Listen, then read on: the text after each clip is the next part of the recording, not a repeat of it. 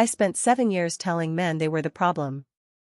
I built a career explaining how toxic masculinity poisoned every interaction, how patriarchy made men fundamentally incapable of emotional intimacy, how women deserved better than what men could offer.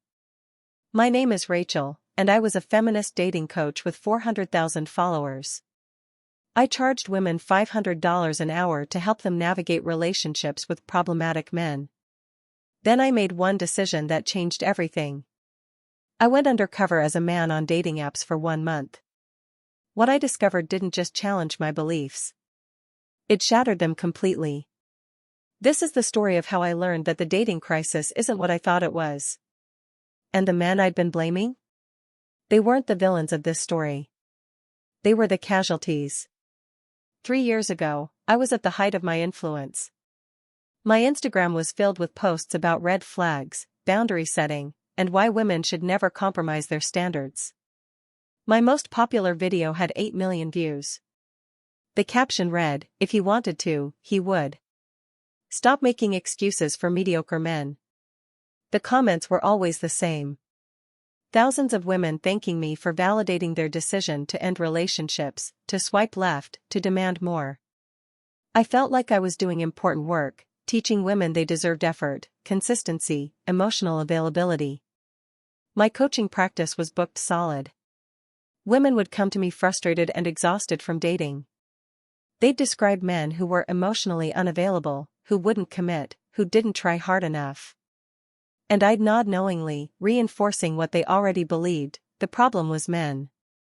I had a framework for everything. If he didn't text back within 2 hours, he wasn't interested. If he suggested splitting the bill, he was low value. If he didn't plan elaborate dates, he lacked initiative. If he had mostly female friends, red flag. If he had no female friends, bigger red flag. My signature workshop was called Screening for High-Value Men. I taught women to filter ruthlessly, to maintain impossibly high standards, to never settle. I had acronyms, checklists, scoring systems. I made dating sound like a job interview where only the top 1% of applicants deserved consideration. And the data seemed to support me. Women would come back to tell me they'd ended relationships after discovering their boyfriends didn't meet my criteria. They'd thank me for saving them from wasting time. I collected these stories like trophies. My podcast episode, "Why 96% of Men Aren't Relationship Material," went viral. I explained how most men were simply unworthy of modern women. They hadn't done the work, they were emotionally stunted, they wanted traditional benefits without traditional responsibilities. I had 47 different reasons why women should reject men. I never once questioned whether those reasons made sense. I thought I was helping women avoid bad relationships. I didn't realize I was helping them avoid all relationships. The idea came from my producer, Jenna, during a brainstorming session. We were planning content for my YouTube channel, looking for ways to prove my theories about male behavior. "What if you made a fake male profile?" she suggested. "You could document all the ways women have to deal with terrible men on apps. Show your audience what they're up against." I loved it. It felt like undercover journalism. I'd create a profile as an average guy and document all the toxic behavior women faced. It would be perfect content, proof that my warnings about men were justified. We created Connor. Mid-30s, software engineer, decent photos my photographer friend helped stage. I wrote a thoughtful bio mentioning hiking, cooking, and looking for genuine connection. We deliberately made him normal. Not a model, not rich, just a regular guy who seemed kind and stable. I expected Connor to get matches with women who'd quickly reveal their own shallow preferences, proving that everyone on apps was superficial. I'd expose the system from the inside. What I didn't expect was the silence. The first day, I swiped right on 50 women who seemed compatible. 0 matches. I thought it was a glitch. The second day, another 50. 1 match, a bot selling cryptocurrency advice. By day 4, I'd swiped right on 200 women. Matches, 3. 1 unmatched immediately. 1 never responded. 1 sent a message, Are you really 5 feet 11 inches, or is that code for 5 feet 9 inches? I told Jenna this was perfect content, it showed how broken the apps were. But privately, I felt something I wasn't expecting: rejection. And it stung. By the end of week 1, I had 5 real matches out of 400 swipes. The women who matched either didn't respond or asked questions that felt like interrogations. 3 asked my income in the first message. 2 asked my height in different units, like they were trying to catch me lying. One conversation haunted me. What do you do for fun?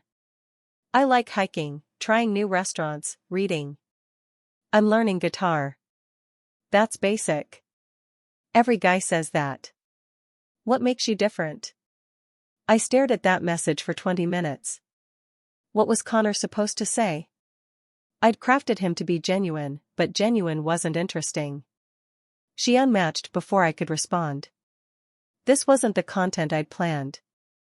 This was something else entirely.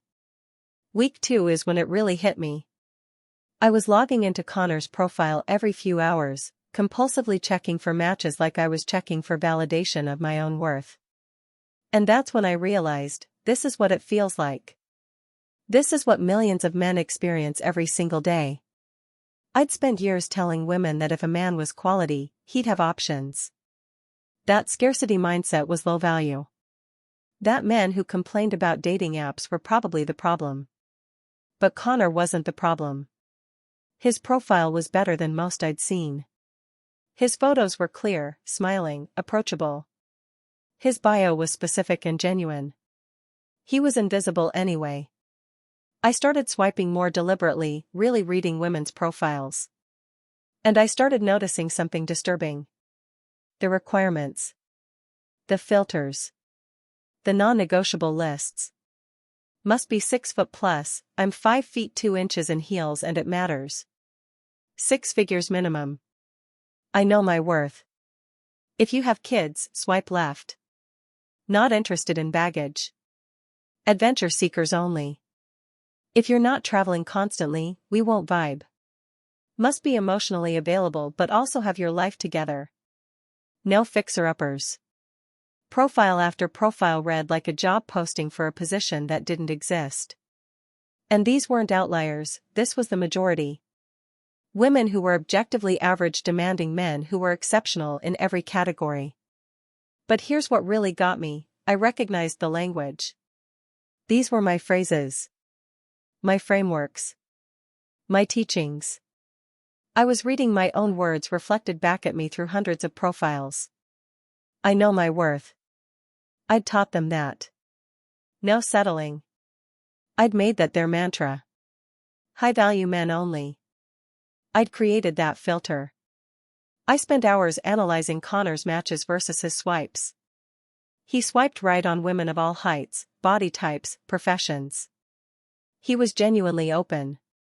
But women were filtering him out before even seeing his profile. His height was 5 feet 11 inches, not 6 foot plus. That was it. Hundreds of potential connections eliminated by 1 inch. The few matches I got, I tried to treat like experiments in empathy.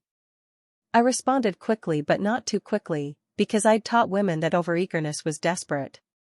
I asked questions but not too many, because I'd taught them that interrogation was an interview, not a conversation. I was witty but not too jokey, because I'd taught them that men who didn't take things seriously were emotionally unavailable. I was following all the unspoken rules I'd helped create. And I was failing anyway. One woman matched with Connor and immediately sent a message, "Okay, you're cute but I need to know, income, relationship history, why your last relationship ended, views on marriage and kids, and what you're looking for. Don't waste my time if we're not aligned." I stared at that message. This was a screening interview, not a human interaction. And I'd taught women to do exactly this. To protect their time, to filter efficiently, to treat dating like a strategic process rather than an organic connection. Connor never got a chance to be a person. He was a data point to be evaluated and discarded. On day 19, I matched with a woman named Sophie. She was 29, a teacher, her profile mentioned loving bookstores and coffee shops. She seemed kind. Normal. Real. She messaged first, "Hi. Your profile made me smile. Tell me something that's been making you happy lately." It was the first time anyone had asked Connor a question that treated him like a human being. I almost cried. We messaged for 3 days. She was funny, thoughtful, genuine. For the first time in the experiment, I felt hope. This was what connection could feel like when people approached each other with openness instead of suspicion. Then she asked for Connor's Instagram. I'd created one, carefully curated photos of the life I'd imagined for him. Hiking trips, dinners with friends, a golden retriever. She went quiet for 6 hours. Then, "Hey, I did some thinking.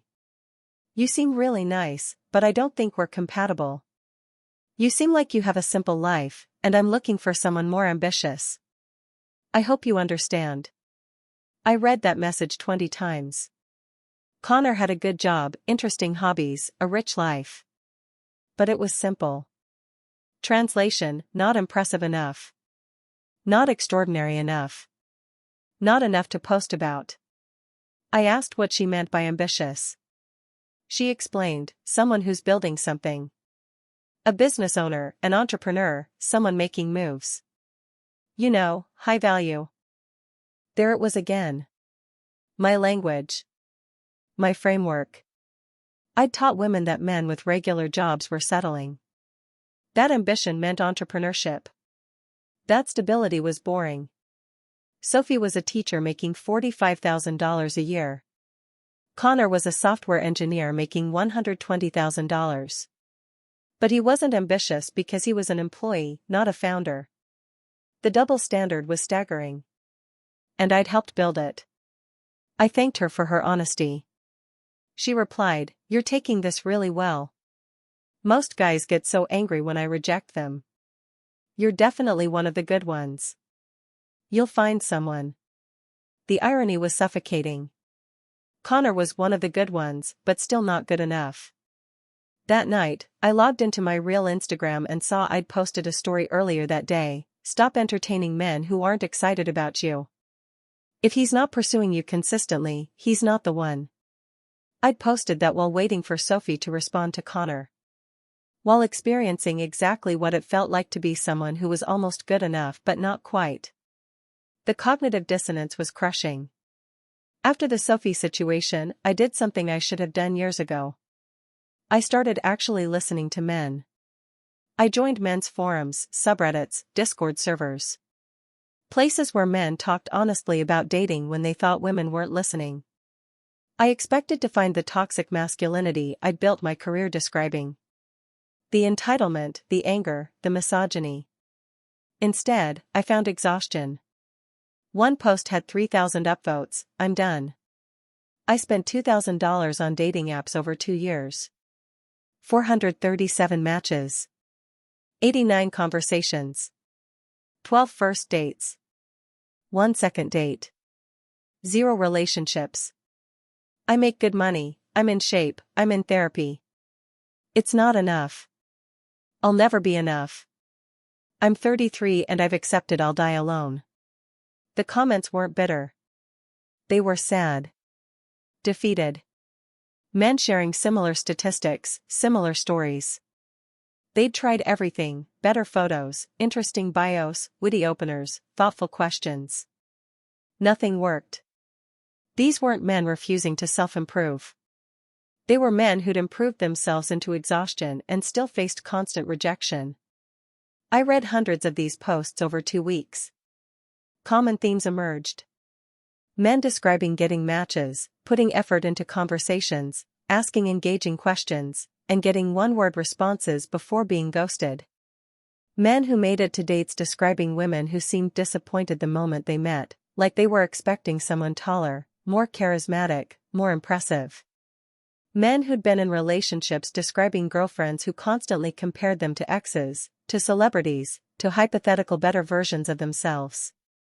One man wrote, "My girlfriend told me she loved me but wasn't in love with me because I wasn't enough of an alpha presence. We'd been together 3 years. She'd been watching female dating coaches on TikTok for 6 months. She said a coach helped her realize she was settling. I was supporting her through grad school, cooking dinner every night, planning thoughtful dates. It wasn't enough. I felt sick. That could have been my content. That probably was my content. Another post: I'm 5 feet 8 inches, make $75,000 as a teacher, and volunteer with kids every weekend.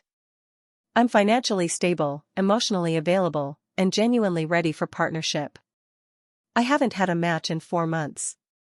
Meanwhile, my roommate who treats women terribly has 3 girlfriends fighting over him. He's 6 feet 2 inches and works in finance. That's the only difference. The comments confirmed it.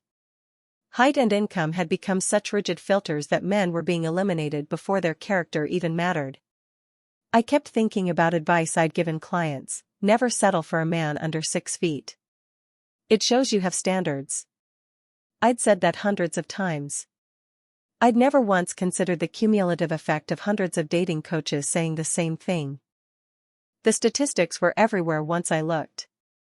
89% of women filtered men under 6 feet. Only 14.5% of men were 6 feet or taller. The math was impossible. I read posts from men who'd given up entirely. They weren't angry activists or woman haters. They were guys who'd done the cost-benefit analysis and decided the emotional toll of constant rejection wasn't worth it.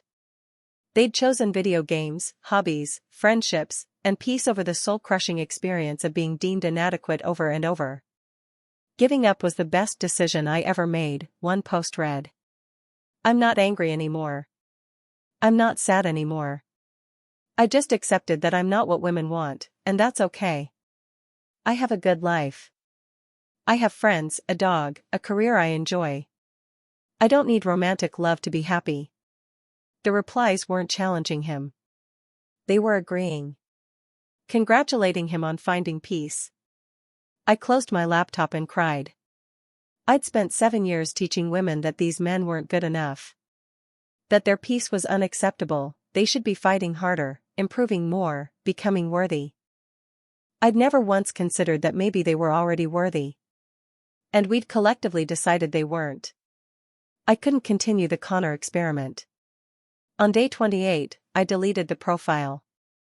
Final statistics: 847 right swipes, 34 matches, 11 conversations, 0 dates. Connor had done everything right and gotten nowhere. Not because he wasn't worthy, but because the system I'd helped build had made men like him invisible. I spent the next month doing something I'd never done: I interviewed men. Real conversations, not ambush journalism trying to expose their flaws. I talked to 43 men between ages 28 and 42. Every conversation broke my heart a little more. James, 35, accountant, I gave up 2 years ago. I'd send thoughtful messages referencing things in women's profiles. Maybe 1 in 20 would respond. Usually with one word. I felt like I was bothering them by existing. Marcus, 31, nurse, women would match with me and then immediately ask what I do. When I said nurse, half would unmatch. The other half would make jokes about male nurses or ask when I was going to become a doctor. My job is respectable. I help people. But it's not impressive enough. David, 29, high school teacher, I love my job. I'm good at it. I make enough to live comfortably. But on apps, I'm a punchline. Women see teacher and assume I'm broke or unambitious. I've had women tell me I'd be attractive if I just got a real career. These weren't bitter manifestos. These were matter-of-fact descriptions of defeat. They'd internalized that they were the problem. But the interview that destroyed me was with Alex. 33, social worker, genuinely one of the kindest humans I'd ever met. He spent his days helping trauma survivors. He made $52,000 a year and considered it a worthy sacrifice to do meaningful work. I went on a date last year, he told me. Only one I've had in 3 years. She was nice until she asked what I do. I told her I'm a social worker. She literally said, "Oh. So you're poor." I explained I make enough, I love my work, it's important to me. She said, "That's admirable, but I'm looking for a provider, not a charity case." She left before the food arrived. He said it without anger. Just acceptance. I'm 33. I've accepted I'll probably never get married or have kids. Women don't want men like me anymore. And that's okay. I'm at peace with it. But his eyes weren't peaceful. They were resigned. I asked all 43 men the same question: if you could change one thing about modern dating, what would it be? Not a single one said women should have lower standards. Not one complained about women wanting successful men or having preferences. The most common answer? I wish women would see me as a human being first, and a resume second. They didn't want to be handed relationships. They wanted a chance. An opportunity to be known before being filtered out.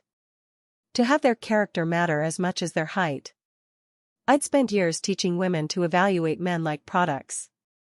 To filter ruthlessly, to maintain impossibly high standards, to treat dating like quality control. I'd never once considered what it felt like to be the product that kept getting rejected. I posted a video 2 months ago titled "I Was Wrong About Modern Dating." I explained the Connor experiment, shared what I'd learned, apologized for the harm my advice had caused. The response was divided. Half my audience turned on me viciously. I was called a pick-me, a traitor, a woman who'd betrayed feminism for male approval. My comments filled with accusations. I'd been paid by men's rights activists, I'd never been a real feminist, I was setting women back decades. My coaching clients dropped by 70%. Speaking engagements cancelled. Sponsors pulled out. The feminist publications that used to feature me now wrote articles criticizing my dangerous reversal. But the other half sent messages that made me cry. I've been single for 6 years following advice like yours. I rejected 14 men for stupid reasons. Last month I matched with a guy who was 5 feet 9 inches and almost swiped left because of your height rule. I didn't. We've been dating for 6 weeks. He's the kindest person I've ever met. I almost missed him because of an inch. I make $200,000 and only dated men who made more. Know how many men make more than $200,000? Not many. And the ones who did were terrible partners because they had endless options. I'm now dating a teacher who makes $60,000. He's thoughtful, present, and actually shows up. I was filtering for the wrong things. I destroyed a 5-year relationship because my ex was only 5 feet 10 inches and didn't read feminist theory. I've been miserable ever since. Your apology made me reach out to him. We're talking again. I don't know if he'll forgive me, but I had to try. The messages from men were even harder to read. Thank you for saying this. I've spent 3 years thinking I was fundamentally unworthy of love. Hearing you explain what's actually happening helps me believe maybe I'm not the problem. I'm 5 feet 7 inches and gave up on dating 2 years ago. Your video made me cry. Someone finally sees us. I'm a teacher. I've had women laugh at my job. Your video helped me understand it's not about my worth. The filters are just broken. I cried reading these. Not cathartic tears, guilty ones. These men had internalized inadequacy because people like me taught women they were inadequate. I still have my platform, though it's smaller now. I use it differently. I don't tell women to lower their standards. I tell them to examine whether their standards are about actual compatibility or about checking boxes that might not matter. Height matters for some people, that's valid. But if you're 5 feet 2 inches and filtering out everyone under 6 feet 0 inches, maybe ask yourself why. Is it genuine preference or social conditioning? Income matters for financial security, that's reasonable. But if you make $60,000 and refuse to date anyone making less than $150,000, maybe ask yourself what you're actually looking for. Partnership or status? I talk about the difference between preferences and requirements. Between deal breakers and nice-to-haves. Between compatibility and perfection. Most importantly, I talk about something I never did before: empathy. Every person you swipe left on is a human being. Someone's son, brother, friend. Someone who might be lonely, who might have spent an hour crafting a message to you, who might be one rejection away from giving up entirely. You don't owe anyone a relationship. You don't owe anyone a response. But maybe we collectively owe each other more humanity in how we treat people while dating. The men who are giving up. They're not giving up because they're lazy or entitled. They're giving up because the emotional cost of constant rejection is too high. Because being treated like a defective product over and over destroys self-worth. Because peace alone feels better than hope followed by disappointment. I'm in a relationship now. He's 5 feet 9 inches, a high school teacher, makes $58,000 a year. By my old standards, I would have swiped left immediately. He's also the kindest, most emotionally available, most genuinely loving partner I've ever had. He plans thoughtful dates on a teacher's budget. He listens without trying to fix. He's secure enough in himself that my success doesn't threaten him. I almost missed him. 3 years ago, I would have filtered him out before we even matched. The old me would have been alone, waiting for a 6 feet 3 inches entrepreneur who would have treated me terribly because he had 200 other options. The real reason men are giving up on dating isn't because they're bad men who refuse to improve. It's because we've collectively built a system that treats average as inadequate and good as not good enough. We've told men they need to be 6 feet tall, 6 figures income, 6-pack abs. We've called it knowing your worth and refusing to settle. But we've forgotten that on the other side of every swipe left, every unanswered message, every "you're great but not for me" text, is a real person whose confidence erodes a little more.